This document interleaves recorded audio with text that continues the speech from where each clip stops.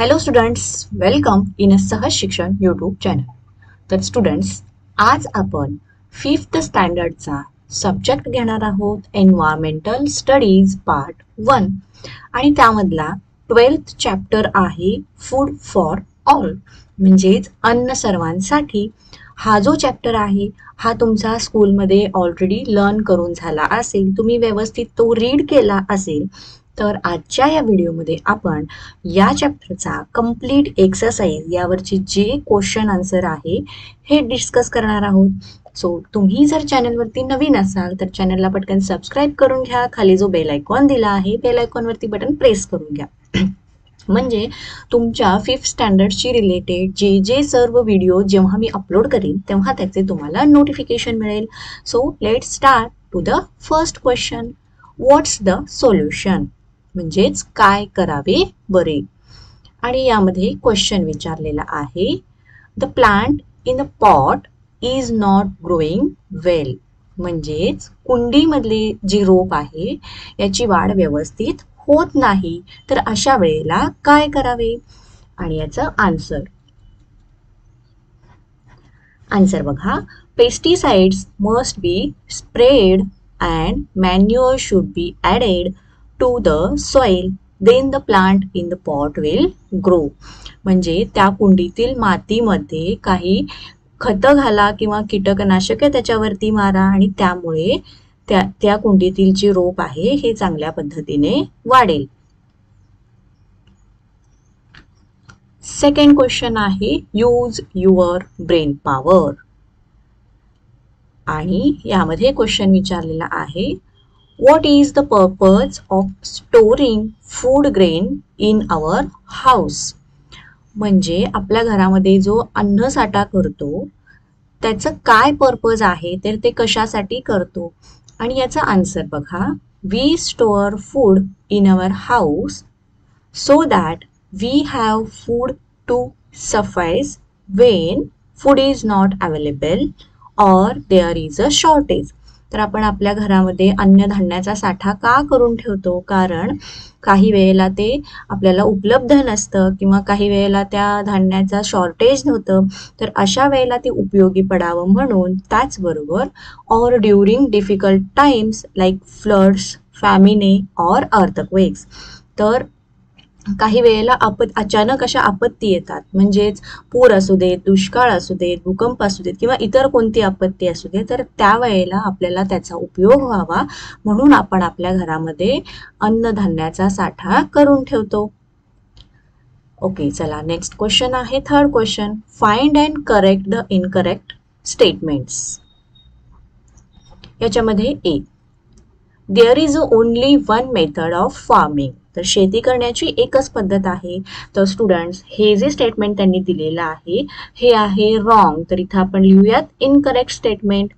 Lot of improvised methods are brought about through research. तर भरपूर अशा आधुनिक पद्धती शेती करण्याच्या आहेत. B, India is an agricultural country. म्हणजेच भारत हा कृषी प्रधान देश आहे आणि हे स्टेटमेंट करेक्ट आहे. सो आपण इथे करेक्ट लिहिलेलं आहे. C, use of improved seeds does not lead to higher एल्ड्स.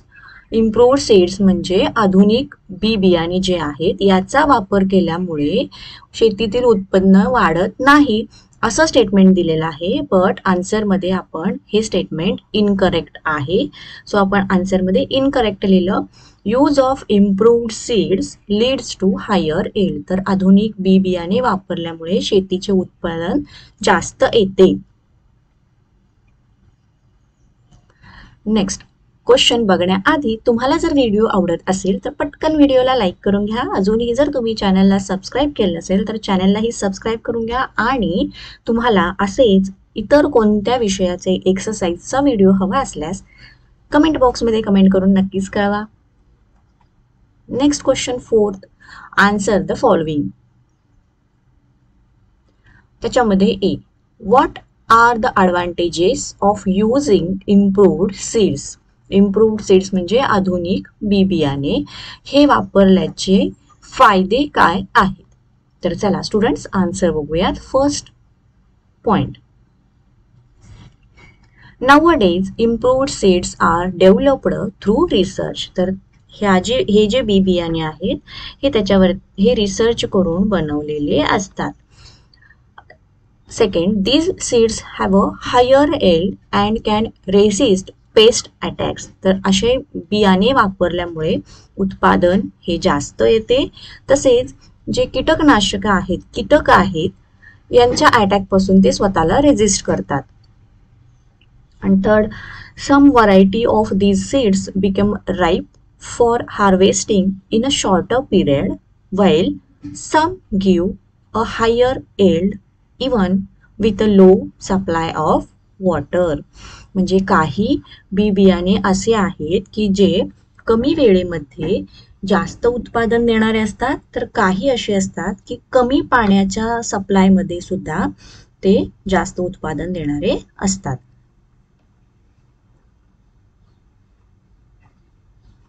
B question, which are the modern, इथे RN आहे, which are the modern methods of irrigation, what are their advantages. म्हणजेच सिंचनाच्या कोणत्या पद्धती आहेत आणि त्याचे फायदे काय. तर चला बघूया त्याचा answer. In that point, first, drip irrigation and sprinkle irrigation are the two modern methods of irrigation. Drip irrigation म्हणजे ठिबक सिंचन आणि स्प्रिंकल इरिगेशन म्हणजे तुषार सिंचन. ओके, तर या दोन सिंचनाच्या पद्धती आहेत. Second point, these methods ensure that the required amount of water drips only near the plants. तर या पद्धतीनुसार त्या रोपाला जेवढं पाणी हवं आहे तेवढंच त्या रोपाजवळ ते पाणी दिलं जातं. Thus, full use is made up of available water and there is no wastage. त्यामुळे पाण्याचा योग्य तो वापर केला जातो.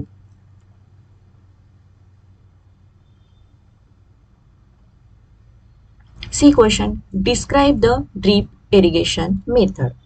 आता या ठिकाणी आपल्याला ठिबक सिंचन पद्धत जी आहे ही लिहायला सांगितली आहे, डिस्क्राइब करायला सांगितली आहे. आन्सर आहे first point, the drip irrigation method makes use of pipes with holes. तर या मेथडमध्ये पाईप्स असतात, त्याच्यामध्ये त्याला होल्स असतात. This ensures that the required amount of water drips only near the plants. आणि या पद्धतीनुसार जेवढं त्या रोपट्याला पाणी हवं आहे किंवा जेवढं त्या पिकासाठी पाणी हवं आहे त्या पिकाजवळ ते पाणी तिथे पोहोचते. This methods makes full use of the water available without wasting it. त्यामुळे पाण्याचा व्यवस्थित पुरेपूर असा वापर होतो.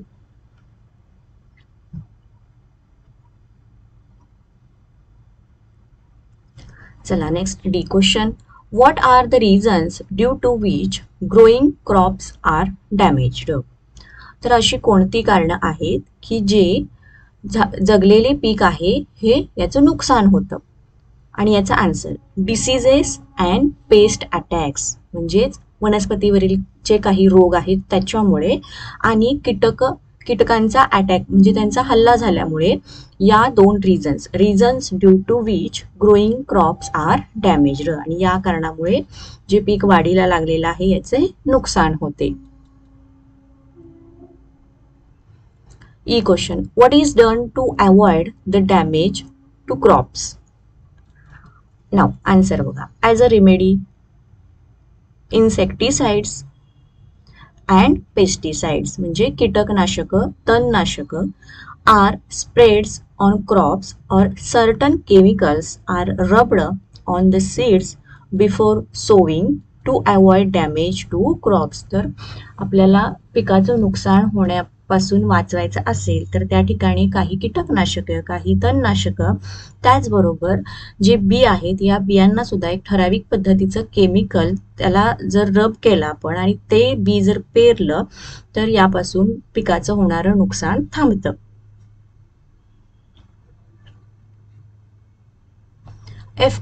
Question F. What causes the fertility of the soil to diminish? आता causes of fertility of the soil to diminish म्हणजेच आपली जी माती आहे या मातीची पोषकता कशामुळे कमी होते किंवा त्यासाठी काय कारणं आहेत, राईट. आणि याचा आन्सर बघा. First, over watering makes the land saline and follow. Over watering म्हणजे अति जास्त प्रमाणात पाणी सोडल्यामुळे मातीची जी पोषकता आहे ही कमी होते. Second, over use of chemical fertilisers.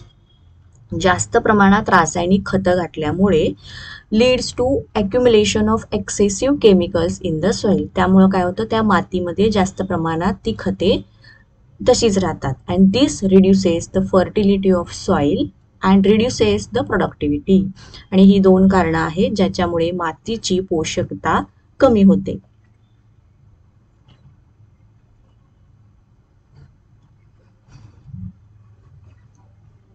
Now next is the G question. What changes has modern technology brought about in the methods of farming? म्हणजेच बघा, शेती करण्याची जी पद्धत आहे याच्यामध्ये आधुनिक पद्धतीमुळे काय बदल झालेला आहे. Now see answer. First, improve seeds having better yield.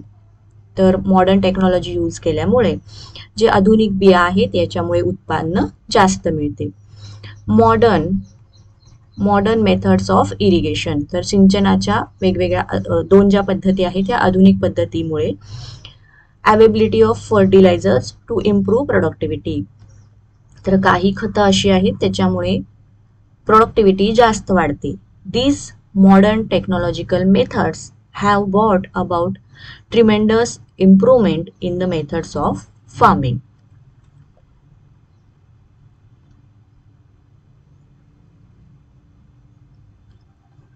H question. What methods are used to preserve food grains? अन्नधान्य किंवा धान्य टिकवून ठेवण्याच्या पद्धती कोणत्या आहेत? First, to prevent damage by pest. म्हणजे कीड लागण्यापासून त्याला वाचवण्यासाठी chemicals are spread at the place of storage all around it. तर कीड लागण्यापासून वाचवण्यासाठी त्या धान्यावरती काही केमिकल फवारले जातात किंवा जिथे ते स्टोअर करायचे आहेत तिथे किंवा त्याच्या कडेने असे केमिकल्स पसरले जातात.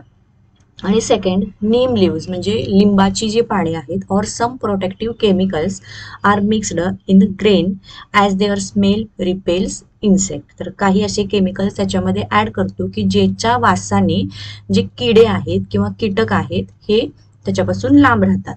आणि third, storage places are kept dry and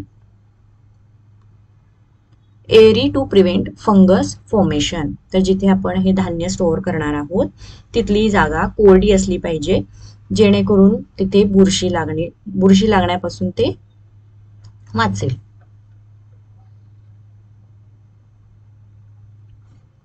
okay, आता नेक्स्ट आहे I question. How is water made available for farming? शेतीसाठी पाणी कसं पुरवलं जातं? नाही, आन्सर बघा. राईट.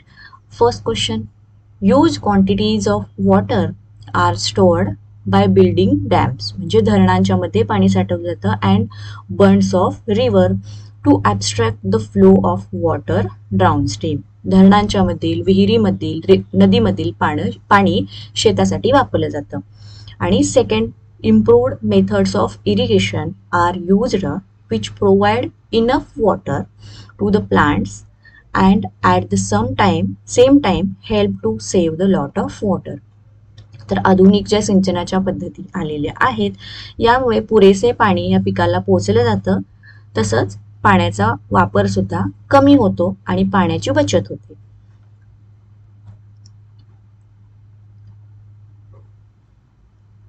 नाउ नेक्स्ट आपला आहे question. Fifth question, match the following. आता आपल्याला ए ग्रुप, बी ग्रुप याच्या जोड्या लावायच्या आहेत आणि याचा आन्सर आपण इथे बघणार आहोत. A group and B group. Right. First आहे grain stored in a damp place, तर त्यामुळे काय होणार, fungus attached. Second, grain stored in a dry air prevents growth of fungus on a grain. Third आहे adding proper chemicals to the stored grain prevents insect infestation. Right. तर अशा पद्धतीने आपण group A आणि ग्रुप बी मधले pairs match केलेले आहेत. तर चला स्टुडंट, याच क्वेश्चन बरोबर आपला हा जो एक्सरसाइज आहे इथे संपला आहे. तुम्हाला व्हिडिओ आवडला असेल तर व्हिडिओला नक्की लाईक करा, चॅनलला सबस्क्राईब करा, हा व्हिडिओ तुमच्या फ्रेंड्सना सुद्धा शेअर करा. थँक्यू. Bye bye.